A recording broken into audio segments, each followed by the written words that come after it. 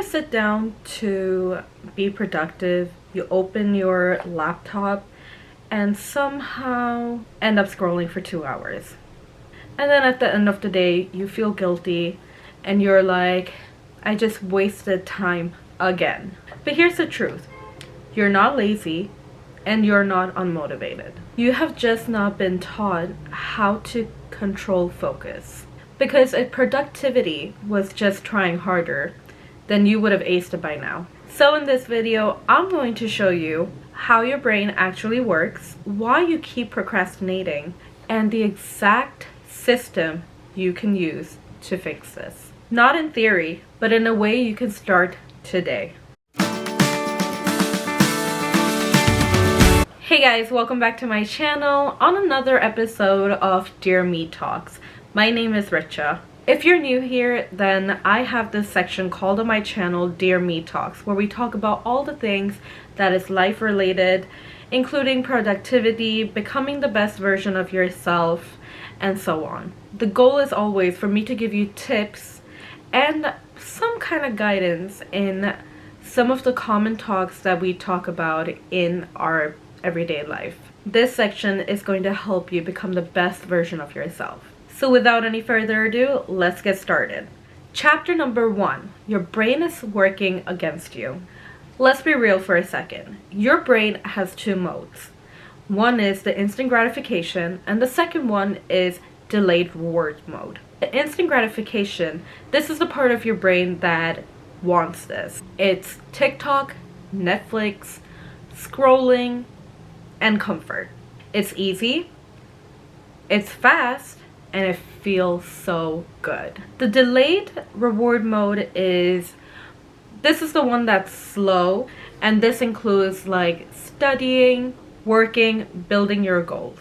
It happens, but it takes time and effort.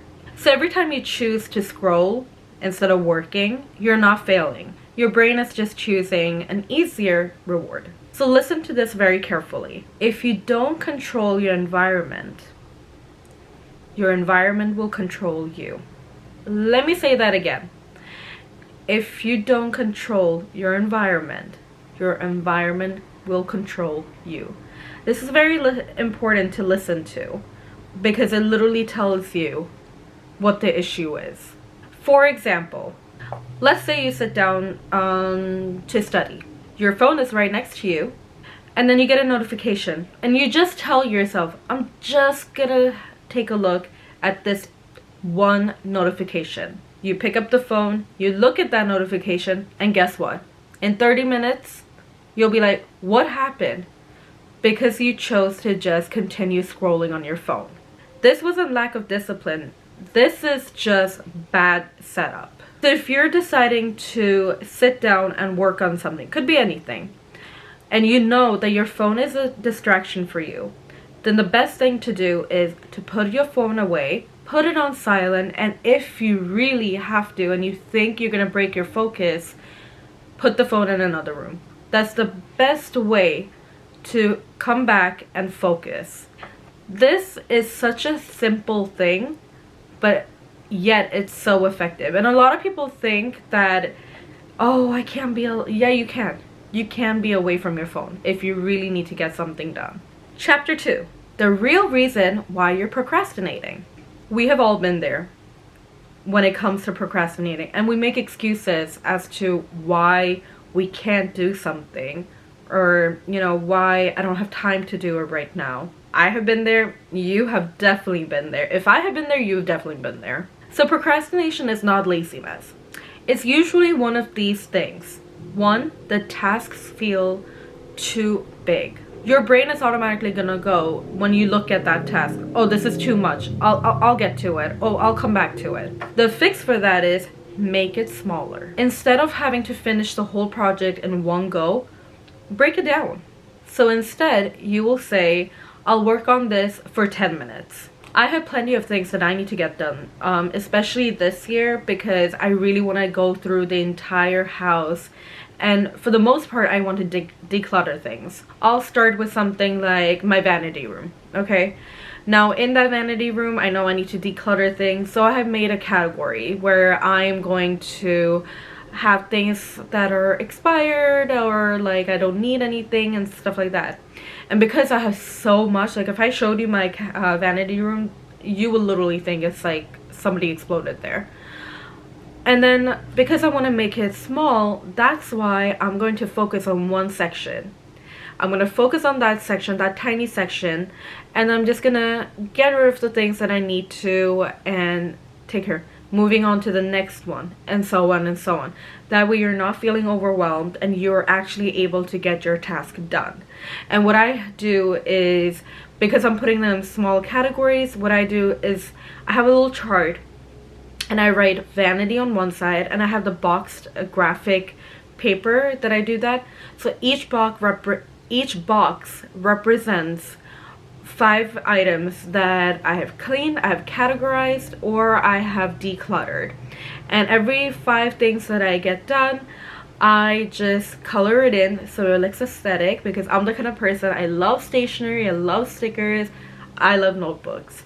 So I just color it in, and that way I can look and I have a visual representation of the work that I'm doing, and I can see I'm progressing a lot. And it's kind of like motivating too for me, this system works. You can try it out, but it's really motivating because I'm actually seeing the progress on paper. Number 2 is you don't know where to start from. This is a very, very common thing amongst all of us. We get so overwhelmed with what we look at when we decide to do something. It doesn't have to be cleaning, could be a project, could be something that you're studying, a chapter or something. But we look at the overall picture and we just get overwhelmed, and then we literally tell ourselves, I don't know where to start. Which results in, usually, basic equation is unclear equals to avoidance. You just avoid the whole thing. So the fix for that is define the first step. Like I said just now about focusing on smaller sections, just go in I'm gonna use the whole cleaning decluttering situation, but just go in, analyze your room, your area, and see where you can start from. Usually what I prefer to, not to overwhelm myself, is again to start in a smaller section where I see the least amount of things I need to get done, and that's where I go and I focus on that and I get it done. And then when I get that done, I'm like, oh my gosh, I got so many things done. Another thing that might actually help you is, when it comes to defining your first step, is writing it down. Now, whether you use a laptop or a notebook like me, what you can do is just write it down. Open your laptop, open your notebook, and write down. What I think is categorizing is the most functional thing for me, because I can visually see what I need to do. So this is basically starting a plan. And in a notebook, I will write down the room I'm focusing on, okay? Then I'm gonna write down how many sections do I have. Okay, I have probably 5-6 sections. Okay, write them down. And then with that, I'm gonna write down, what is my focus? What am I focusing on? Am I focusing on cleaning everything? Am I focusing on getting rid of things or doing that? Make categories within that. And then you have a clear plan of what exactly you're supposed to focus. Because when you have too many things around you, you get so overwhelmed. That's the reason why you won't know where to start. So having a step-by-step breakdown, having your focus points on what you're gonna do, you're gonna feel less overwhelmed, and it will be a lot easier for you to start. Once you do that whole plan, that's it. You've done your first step, and it's so easy. Just one thing, like I said, that with you getting overwhelmed with this, I am also one of those, I get very overwhelmed. So the best thing is break things down. Again, keep it simple. The third one is worrying too much about it not being perfect or done poorly. Let's be clear about something. This is not your profession. You are not a perfectionist, okay? And if you are, I don't know what to tell you. But this is not your profession. You are not doing this professionally where everything has to be done perfectly. As long as it fits your system, this helps you in any way you think can be organized, and it's gonna help, the system is gonna help you, that's it. Don't worry about it being perfect or anything. A lot of times we stop ourselves, or we don't want to do something because we don't think it's gonna be perfect. Get rid of that thing of being a perfectionist or having things done perfect, because in that case you're never going to be able to do it. Just find a way to start, and that's all you need. Chapter 3, the ultimate productive system. Now let's build your actual system. So if you need to take notes, take your notes, and I hope you started taking notes, and I didn't mention this. Take notes from the beginning, because those people who are procrastinating, this video is definitely going to help you guys. Step number 1 is the 3 to 3 to 3 rule. Let me explain it. This is going to be your rule for everyday things, whether it's work or home. This rule applies every single day. And this is how it works. You're going to have 3 main tasks, 3 small tasks, and 3 maintenance tasks.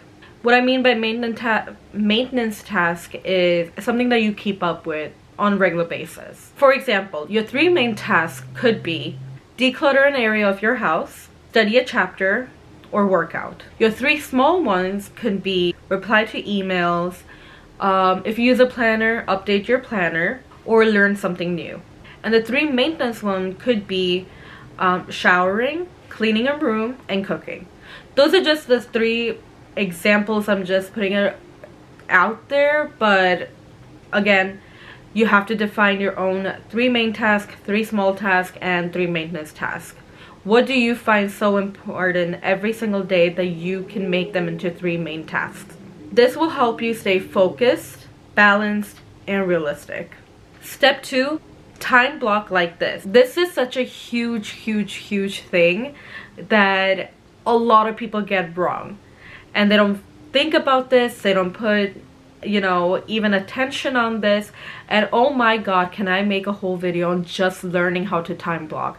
Because I personally went through this where I did not time block my everyday things that I had to do, and sometimes I paid more attention on one thing that didn't need that much time, or sometimes I neglected one thing that actually needed time and I just didn't have time. So time blocking is very important, and this is how you're gonna do it. Instead of random work, create a structure.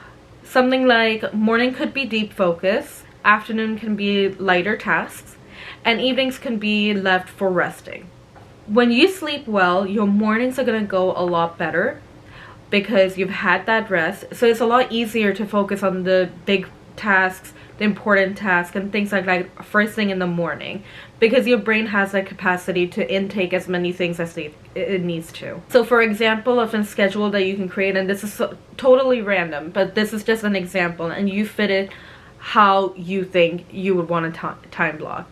So for instance, 9 to 11 o'clock, all the hard tasks are going to be done. I personally prefer to do all my hard tasks in the morning, like I said, why I do. 11 to 12 can be admin work. That could be something like looking over emails. If you get mail, then you look through your mail. If you need to update your schedule, you can do that, or take that time to like just plan the rest of your week if you need to. 1 to 3 o'clock could be your creative work. So if you are artistic, or you make YouTube, or just have a hobby, take that time to do that, because your mind needs to rest, your brain needs to rest after having that, you know, major task done in the morning. You need a little bit of a break. So try doing something creative. Read up on something if you want to. If you like reading, try to do something creative. And if you have watched my videos previously, you know how much important it is for me, and I will preach this, I think, the day till the day I die, that having your hobbies, being creative, it's a very important outlet that your brain needs. Anyway, after that creative work, in the evening you can rest, and you can do more like life tasks, which is important, which is like laundry, cooking, whatever you think needs to get done, which is part of your life, that is everyday kind of thing that you need to do. So Blocking your time for exactly what you need to do will give you a lot more time, believe me, because you're setting that certain time to do a certain task or tasks. You trying to do random work at random times, A, you will get overwhelmed, B, you will never finish the task that you started, and C, you will be drained. Trust me, I have been through that. It has happened. That's why time blocking is so important. Step number 3 is to start before you're ready. You will never be 100% ready to do any task. This is just me being real with you, which is the fact. So stop waiting. Start messy, start tired, start unmotivated. Just start and you will create momentum. The main reason for procrastination is because we just simply don't feel like we're ever ready. And you're not going to feel ready. But this is something that has to be done. We're always going to make excuses saying that, oh, I don't know where to start. Oh, it's not going to be perfect. I don't have the tools. I don't have to do that. The simple reason is that you're never going to feel ready. You just need to start. If watching a motivational video will help you start, do it. If you want to listen to a podcast that's motivational, do it. Even if you need to listen to music that will motivate you, do it. Or come back and watch this video whenever you need some motivation, do it. Just do whatever you can to get started. Chapter number 4, how to actually stay focused. Now we've learned how we procrastinate, what we can do to avoid procrastination, how we can start and things like that. But how do we stay focused after starting those tasks? Rule number 1, make distractions hard. Like I said in the beginning of the video when I was talking about it, about your phone. Your phone can be your biggest distraction. Nowadays, we're so on our phone all the time. Any little thing, we just pull up our phone, we get distracted with that. Because there's so much content out there. And something will catch our eye. So when you really need to focus, take all that distraction away. Like I said, and I'm going to repeat myself, take your phone, put it on silent, put it in another room, don't use it. If you really need to and social media keeps you, from doing work, log out of social media. And if you can't even do that and it's hard and you're going to see yourself logging back into it, get a social media blocker. Now they have a lot of these available online that you can purchase, but there is like a little box thing. I personally don't need it because I'm not that attached to my phone, but if you're one of them, that's totally fine. And if you need to use a app blocker, you can do it. It's very easily found. Your simple goal is to, when it comes to distraction, make bad habits inconvenient. Every possible way you can, make it inconvenient. Rule number 2, make work easy to start. Keep your desk ready. Open your work before breaks. So if you're deciding to go and take a break, open up the work that you need to do after you come back from your break. Let's say you're cleaning your desk, right? Do half of it. If you really need to do, you take a break or something, leave half of it and then come back to it later. This is actually effective because if you see, now I'm going to tell you, this works really well with me. If I've started to do something, let's say my desk, and I've done halfway, and then I have to step out or I need to take a break or anything like that, when I come back, 99.9% of the time I come back and I finish up what I have left off because I just can't see half of the side being clean and half of the side being dirty. So it works on me. And again, this will help you restart effortlessly. Rule number 3 is use the 5-minute rule. Tell yourself, I'll do this for 5 minutes. And usually when you start something and you get it started, you're just gonna forget about the 5 minutes and you're gonna start doing more. This works for me every single time. I would just be like, oh, let me just, quickly just do a little cleanup, end up cleaning the whole thing. And I end up doing more than I had told myself. It works. It really does. You should try it. Chapter number 5 is energy over time. This is the biggest mindset change or shift. You don't need more time. You need the energy. What could drain your energy would be poor sleep, junk food, no movement. What gives you energy is getting 7 to 8 hours of sleep, movement by simple as like walking, breaks between work, sunlight, which does help a lot. And in my case, coffee. Coffee gets me going. Real talk though, you can't expect to get high performance with low energy. Chapter 6, how to be consistent. And for the last chapter, consistency does not mean perfection. It's showing up even when it's messy. So basically, piling on things on and on and on will create more work for you at the end of the day. So for all your maintenance work, like we talked about before, instead of piling it up, just try to keep going at it every single day, so that's less work for you. For your main task, it's very important that you stay focused the entire time, that you're time blocking that 2-3 hours, whatever you need, and you just have undisturbed focus, and you will get a lot more things done. And if you need to create a reward system for yourself, do that. Because sometimes I do that when I really have to do it, don't want to do it.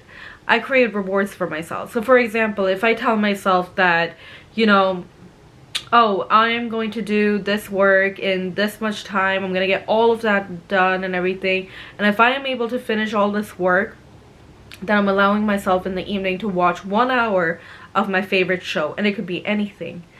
But you are not going to feel guilty about watching that show in the evening because you got all of your work done. If you need to, you just need to hold accountability. So if you need to create these reward systems and stuff, do it. No one is judging. I think that's very motivating. Now I want to talk about low standard day rule. We all have these days where we feel lazy, we're tired. Even when we're sick, we have very low energy. On those days, I'm not asking you to go all crazy that you do like the days when you feel good and, you know, things like that. But on those days, try to get the smaller task done. So for instance, if you just had to, you know, put away the dishes, do that. If you just need to do a quick, you know, getting rid of some paper on the desk, do it. Those kind of things. If you are writing something, instead of doing 10 pages, do 1 page. If you are working out, allow yourselves to just do stretches for 5 minutes instead of doing a 1 hour workout. Something is always better than nothing. That's what I'm just gonna say. Like an example for this would be last week when I was sick and you guys saw me in my, actually you guys didn't see him in the last video because I didn't get that many views on my garden vlog. It's okay. I guess you guys don't like gardening. It's fine. But last week when I was you know, in my videos I even told you guys that I was very sick. But even then, when I was sick, I took like 2 days where I was doing the bare minimum, but the other days I personally wanted to push myself through that.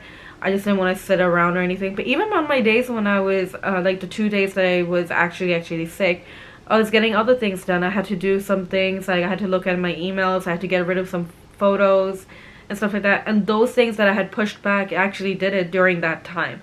And it's the low energy, I mean, it's the low effort kind of tasks that I was doing, but still getting things done that I really need to. So if you have been feeling stuck lately, this is your sign to stop waiting. You don't need a new life, you just need a new, better system. Start small, start consistent, and watch how everything changes. Comment down below locked in if you're serious. And if you like this video, and if I motivated you to stop procrastinating, save this video, like this video, and definitely subscribe to my channel for more content like this. I'm still trying to figure out what you guys like. And also I will say, check out my other videos that is on the playlist of Dear Me Talk, where I talk about all these types of things that is just gonna help you.